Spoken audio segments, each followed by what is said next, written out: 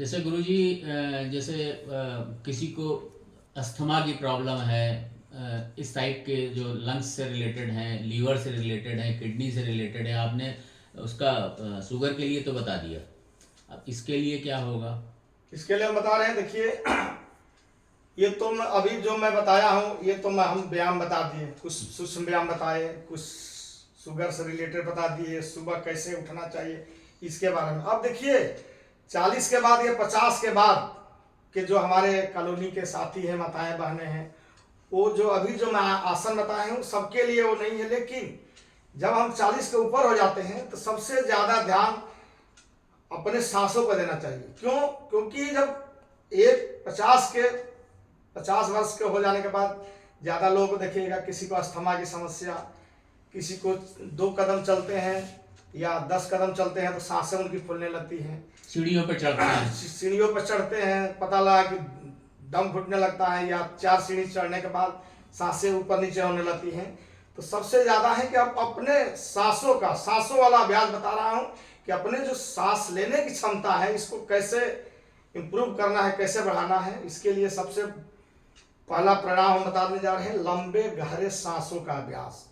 और लंबे गहरे सांसों का अभ्यास को जीवन का आधार भी कहा जाता है। और एक बात और ध्यान दें कि जो भी हम प्राणायाम करें तो मेन करने को तो आप टीवी पर और मेन यूट्यूब पर लोग देखते रहते हैं, लेकिन जो सही तरीका सबसे पहले ध्यान देना है कि सही पोस्चर में बैठकर कोई भी प्राणायाम करें। तो उसके लिए क्या होता है कि जो नहीं बैठ पाते हैं, पहले सुखासन, नहीं बैठ पा रहे हैं तो सुखासन में बैठ जाइए। देखिए सुखासन ये है। फिर एक होता है अर्धपद्मासन, एक पैर, ये अर्धपद्मासन हो गया। फिर होता है एक पद्मासन। अब देखिए पद्मासन ये पूरा है, दोनों पैर जिनका ना चढ़े, जो अर्धपद्मासन बैठ सके अर्धपद्मासन में बैठे, जो सुखासन में बैठे इस आसन में बैठ जाए। और उसके बाद क्या करना है, हमको ध्यान देना है कि हमारी रीढ़ और ये गर्दन बिल्कुल ये सीधी होनी चाहिए। और देखिए पहले बता रहा हूं लंबे गहरे सांसों का अभ्यास।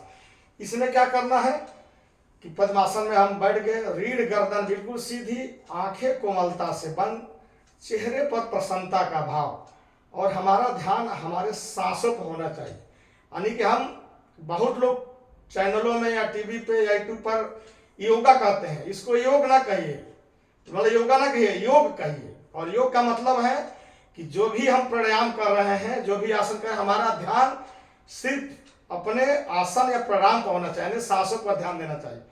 अब इसके लिए क्या करेंगे, बैठ गए और ये देखिए दोनों हाथ जो है ये ज्ञान मुद्रा ये है, दोनों ये हमारा क्या कहते हैं इसको, तर्जनी और अंगूठा, ये दोनों मिलाइए, 3 उंगलियां बिल्कुल सीधी, रीढ़ गर्दन बिल्कुल सीधा, आंखें कोमलता से बंद। अब क्या करेंगे, सांस भरेंगे। अब धीरे धीरे देखिए, धीरे धीरे दोनों नासिका छिद्रों से सांस को बाहर निकालते जाएंगे, सांस को बाहर निकालते जाएं। पेट के मांसपेशी देखिए, धीरे धीरे पेट के मांसपेशी को संकुचित करते जाएं। नाभि मूल रीढ़ से लगाएं। अब नाभि मूल रीढ़ से लगाने का मतलब ये रीढ़ से नहीं लगेगी, लेकिन इसको नाभि की तरफ अंदर खींचिए, संकुचित करिए और मूल बंद लगाइए। मूल बंद बहुत आवश्यक होता है।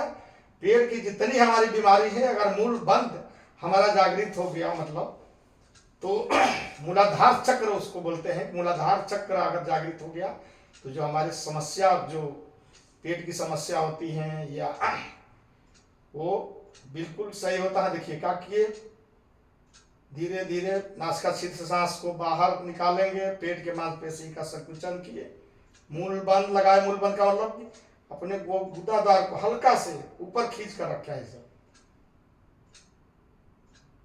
धीरे धीरे सांस को, यानी पेट के मांसपेशी को धीरे धीरे ढीला छोड़ते जाएंगे। सांस भर लिए पूरा, फिर नासिका छिद्र से सांस को बाहर निकालते जाएं।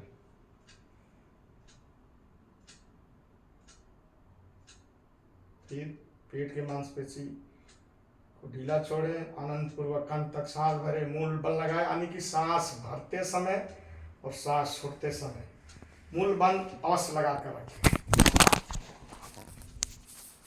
जो हम सांस लेते हैं जो सांस हम भरते हैं इसको हम बोलते हैं प्राणवायु, यानी कि शुद्ध शुद्ध वायु जो है वो हम अंदर ले रहे हैं, और धीरे धीरे जब सांस नासिका छिद्र से सांस को बाहर निकाल रहे हैं तो पेट में हमारे हमारे अंदर जो गंदी हवा उसको अपान वायु बोलते हैं, उससे सम्मिलित उससे धीरे धीरे बाहर निकलती है।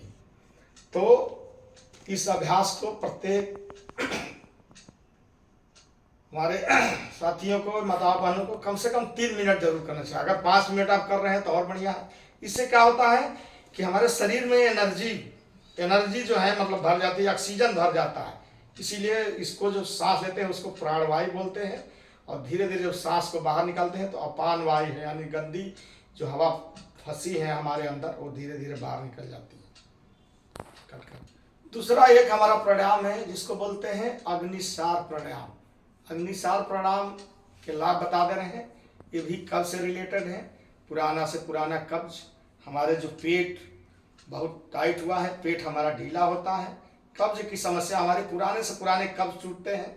अब इसको करना कैसे है? अब देखिए, इसको ज्ञान मुद्रा बोलते हैं, और इसी को पलट देंगे, ऐसे पलट कर ये घुटने पर रखते हैं, इसको चीन मुद्रा बोलते हैं। अब देखिए, चीन मुद्रा बनाकर दोनों घुटनों को पकड़ लिए हम।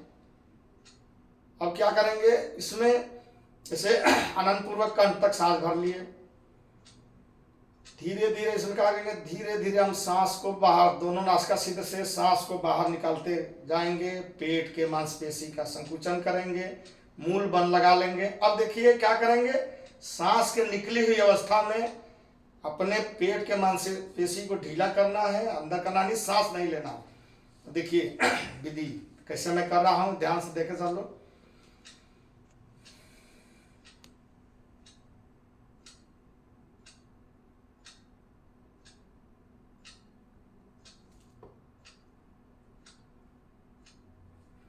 देखिए, मैं सांस लिया नहीं, यानी कि सांस की बाहर निकली अवस्था में बार बार नाभि मूल को रीढ़ से लगाना है, पेट के मांसपेशी को ढीला छोड़ना है।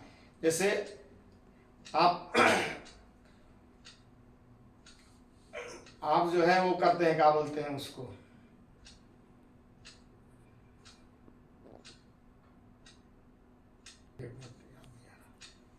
दूसरा प्राणायाम और बता रहे हैं। ये शरीर, ये जो है हमारे शरीर को बैलेंस करता है, और जो नाक सांस लेने की क्षमता इससे बढ़ती है, फेफड़ा हमारा मजबूत होता है, दिल मजबूत है। इसको बोलते हैं अनुलोम विलोम प्राणायाम। अब इसमें सबसे ध्यान देना है कि अनुलोम विलोम प्राणायाम में क्या करना है, किस नाक से पहले से स्टार्ट करना है। इसमें चंद्रभेदी, जो बाई नासिका होता है इसको चंद्रभेदी बोलते हैं, और दाहिनी जो नासिका होती है जिससे सांस लेते हैं इसको सूर्यभेदी बोलते हैं। इसमें चंद्रभेदी से स्टार्ट करना है। क्या, सबसे पहले रीढ़ गर्दन सीधी रखेंगे, चेहरे पर आंतरिक प्रसन्नता, आंखें कोमलता से बंद, बायां हाथ ज्ञान मुद्रा में ऐसे देखेंगे, दाहिना हाथ को ये प्राणायाम मुद्रा, प्रणाम नहीं प्राणायाम मुद्रा। देखिए, 2 उंगली सीधी, बगल की 2 उंगली अंगूठे के बगल की दोनों, ये जो अंगूठे के गद्दी पर रखेंगे, और धीरे धीरे दाहिने हाथ के अंगूठा से दाहिनी नासिका हल्का से, ये नासिका पुट, ये देखेंगे यहाँ पर धीरे धीरे जब लाएंगे तो देखिए यहाँ ये जो हड्डी जो है यहाँ खत्म हो जाती है। इसको धीरे से हल्का से दबाना है, हल्का से यहाँ रख लीजिए, और धीरे धीरे देखिए गिनती का सहारा ले लेंगे। 2 चीजें हैं, 5 गिनती का सहारा लेकर धीरे धीरे बाई नासिका से सांस भरेंगे।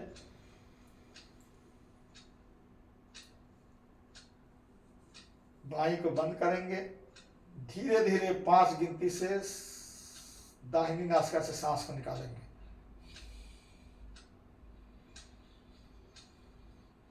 फिर दाहिनी से भरे, बाई से निकाल लेंगे, और पूरे अभ्यास के समय मूल बंद अवश्य लगा कर रखें। मूल बंद का मतलब कि हल्का से अपने गुदा द्वार को हल्का से ऊपर खींचकर, ऐसा नहीं है, ऐसे मतलब चेहरे पर भाव आना नहीं चाहिए कि हम अपने मूल बंद लगाए हैं, ऐसा नहीं होना चाहिए। बस हल्का से खींचकर ऊपर ऐसे रखे रहें, चेहरे पर महसूस ना हो।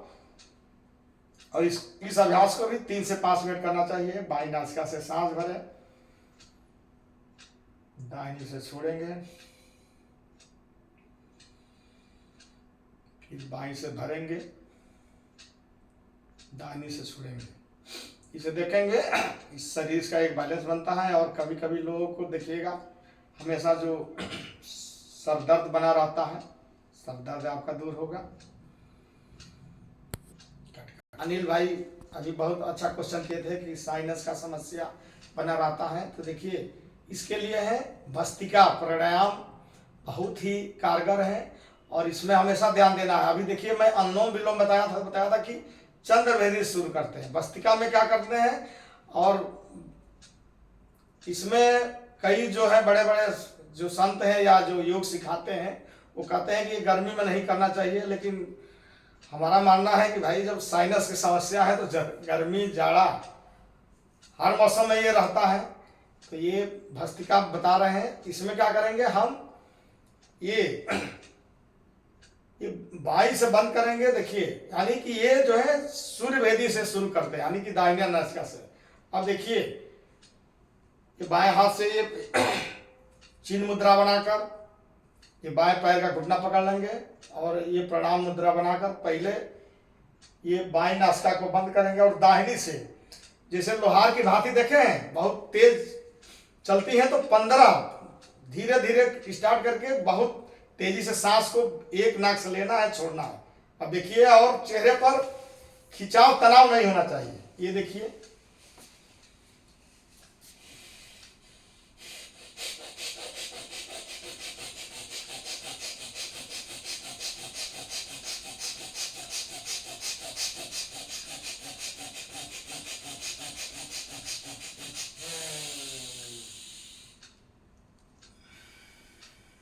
यानी 15-20 बार लोहार की भांति जैसे तेज चलती है, दाहिनी से सांस लेकर और 15-20 स्टेप के बाद लंबी सांस लेकर और धीरे धीरे बाएं से निकाल देना। अब क्या करेंगे, अब दाहिने हाथ के अंगूठे से दाहिनी नासिका बंद करेंगे। अब यही क्रिया बाएं नाक से करना है। देख देखिए स्टार्ट कर रहे हैं हम।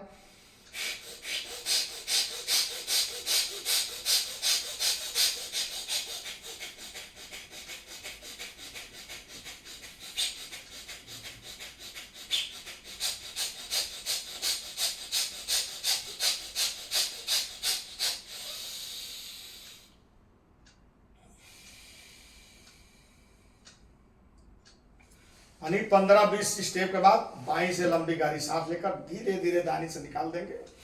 1-2 सांसें लेकर सांसें नॉर्मल कर लेंगे। अब देखिए बाएं नाक से किए, फिर दाहिनी से किए। अब यही क्रिया जो है दोनों नाक से एक साथ करेंगे। अब दोनों हाथों से दोनों पैर की घुटना पकड़ लेंगे, दोनों हाथ के पंजों से। देखिए दोनों नाक से करेंगे।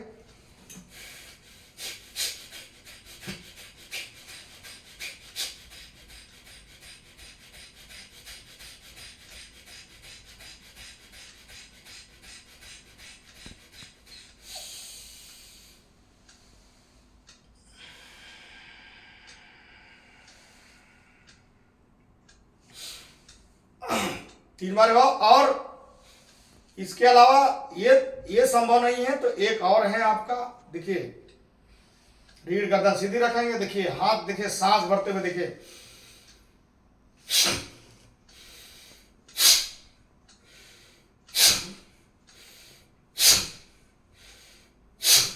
इसमें हाथ ऊपर करते हैं, सांस लेते हैं। सांस जब दोनों हाथ जा रही है तो सांस भर रहे हैं और जब मुट्ठी बंद करेंगे तब सांस बाहर निकालेंगे। देखिए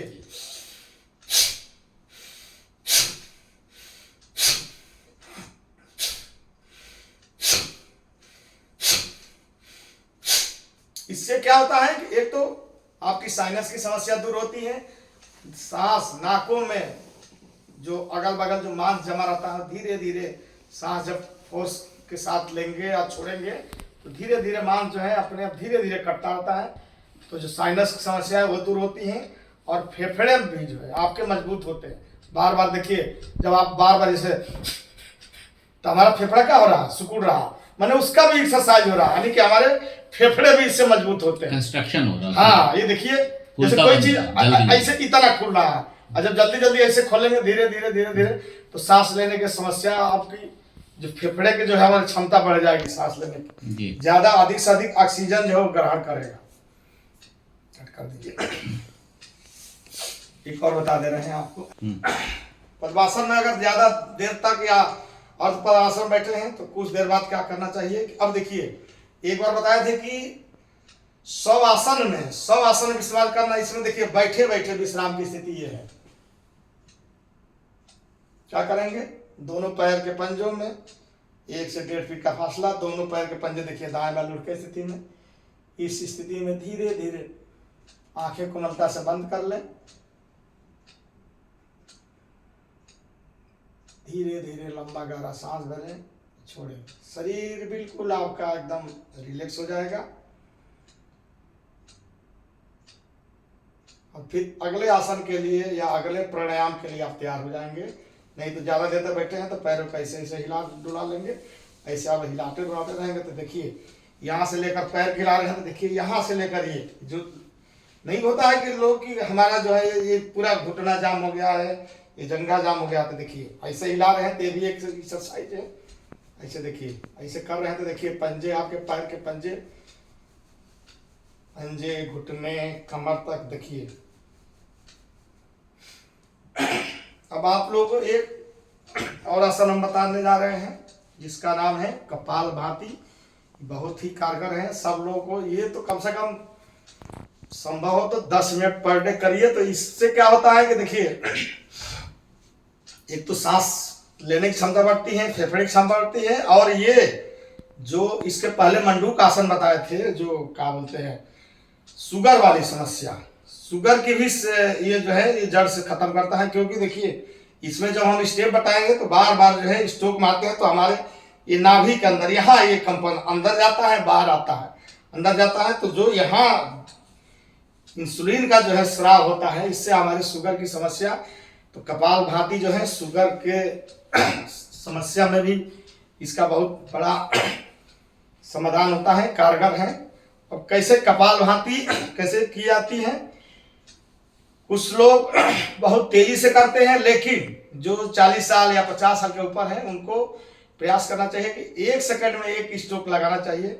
इसमें सबसे पहले क्या करेंगे, देखिए सुखासन, अर्धपद। अब देखिए अब पहला पद्मासन लगाया था, अब अर्धपद्मासन ये हो गया, एक पैर ऊपर एक ये।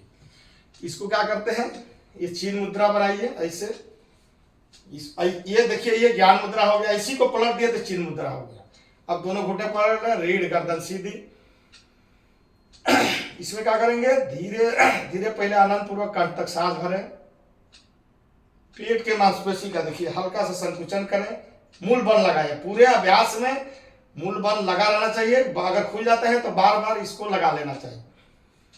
अब क्या करेंगे, हल्का पेट की मांसपेशी संकुचित करेंगे। फेफड़े में जो भरी हुई सांस है उसी को शक्ति वेग से हमको बाहर निकालना, अलग से सांस लेने की प्रयास नहीं करना। देखिए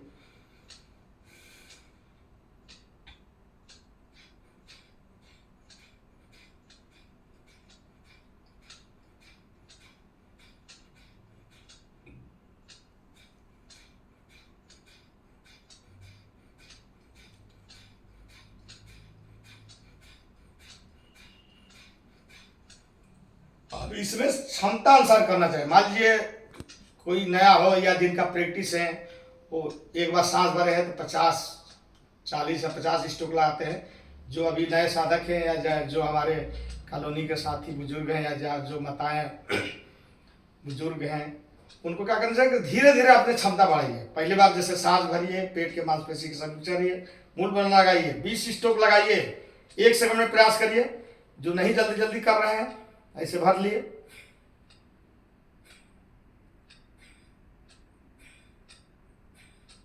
यानी कि 2 सांसों के बीच में जो सांस आ रहा है उतनी ही सांस लेना है। सांस उस बीच में सांस लीजिए फिर बाहर निकालिए। यानी कि ये नाभि जो है आपका अंदर प्रयास करिए, नाभि मूल रीढ़ से लगे, फिर धीरे से मांस नाभि को जो है धीरे से छोड़िए, पेट के मांस। देखिए फिर एक बार और दिखा दे रहे हैं।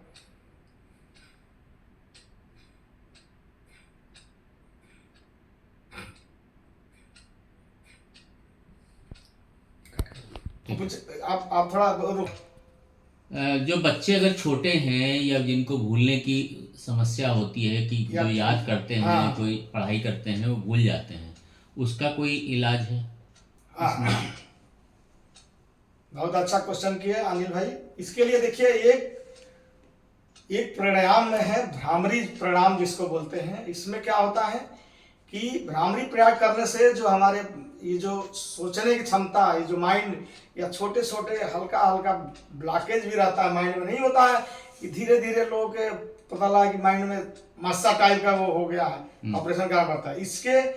इससे ये होता है भ्रामरी करने से कि हमारे सोचने की क्षमता बढ़ती है। अगर छोटे बच्चे इस प्राणायाम को करते हैं तो जो याद करेंगे जल्दी भूलेंगे नहीं। और हमारे जो बुजुर्ग हमारे साथी हो जाते हैं, जो बुजुर्ग हैं, पता लगा कि कोई काम किया फिर उनके दिमाग में ये पता कि नहीं लग रहा है कि ये काम हम किए नहीं, तो इसके लिए एक बहुत बढ़िया प्राणायाम है जिसको भ्रामरी प्राणायाम बोलते हैं। इसमें इसका तरीका है कि देखिए, ये जो हमारी तर्जनी उंगली है दोनों हाथ की, इससे जहां हम टीका बिंदु यहाँ लगाते हैं, इसको यहाँ दोनों उंगली को यहाँ रखेंगे। जो हमारे ये मध्यमा है, मतलब बीच वाली उंगली है, उससे आँख को बंद करेंगे। और जो ये हमारी अनामिका है, इससे इसको नासिकापुट बंद करेंगे, हल्का से बंद नहीं करना, वहां से हल्का से रखेंगे। और दोनों अंगूठा से कान बंद करेंगे और छोटी उंगली होंठ पर रखेंगे। देखिए ये दोनों ये रख लिए, ये बीच वाली से देखिए हम आंख बंद कर लिए, इससे दोनों नासिकापुट बंद किए, छोटी यहाँ, और दोनों अंगूठा से कान इस प्रकार बंद रखेंगे कि बाहर का कोई भी आवाज आपको सुनाई नहीं देना चाहिए। और सांस भरेंगे और जैसे गुंजन, जैसे भावना गुंजन ही करता हूं, इसे निकालेंगे। देखिए मैं कैसे कर रहा हूं। इसको कम से कम 5 बार पर डे करना चाहिए।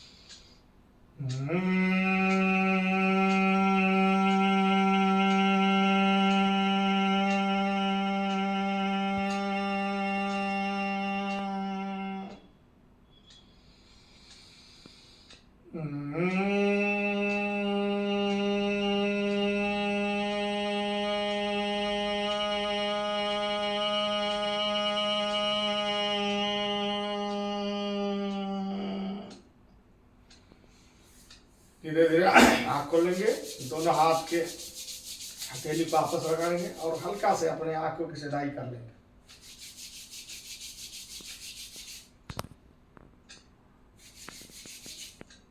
भ्रामरी प्राणायाम जो है याददाश्त बढ़ाने की बहुत ही, लास्ट में जो है अंत में ओम ध्वनि 3 बार जरूर करना चाहिए। इसका 2 तरीका है, इसको 2:1 और 1:2। अब 2:1 बताते हैं कि ओ का उच्चारण जब हम करेंगे तो उसका अनुपात 2 रहेगा, और म का उच्चारण से ओम, ओम 2 शब्द आता है तो 2:1 में करेंगे। देखिए जैसे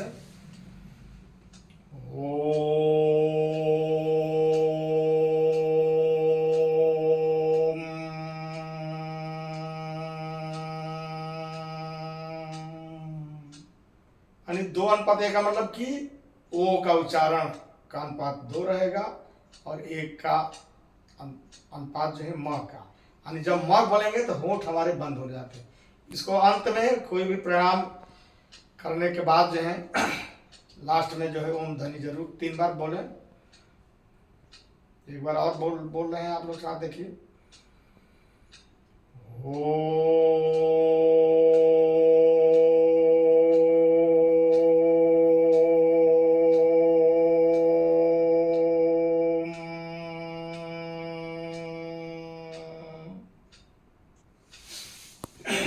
आज का कार्यक्रम कैसा लगा आप सभी को?